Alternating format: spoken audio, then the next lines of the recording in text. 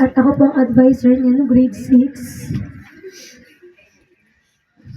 Napakabait po ng bata. At panlaban po namin sa cartooning. Siya po ay nakarating ng regional level nung last year.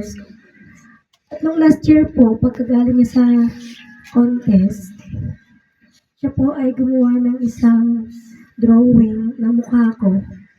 Then ako po yung nakapasa sa Encash, nakalagay doon, Ma'am Daisy, congratulations po. Nakalagay po yung sa table ko, hindi ko po pinaalis bilang alaala niya. Kaya nung malaman ko po na nangyari sa kanya, talagang hindi ko po napigilang malungkot at maiyak.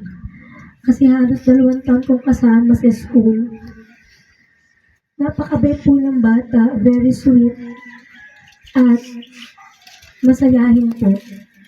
Hindi po siya palaaway at pagkakagaan niya sa contest, laging sasabihin niya, Ma'am, miss ko po kayo.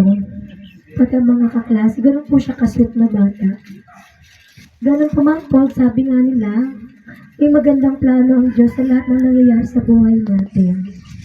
So, on behalf po ng As-Is Integrated School, kami po lubos na nakikiramay sa pamilya at asahan niyo po na ang kanyang naiambag na karangalan sa aming paaralan ay hindi po mawawala. Patuloy po naming aalalahanin yung magagandang bagay na kanyang nagawa sa paaralan at patuloy po namin ipapanalangin ang buong pamilya para po kayo ay maaliw sa inyong pinagdaraanan ito. Salamat po. Amen.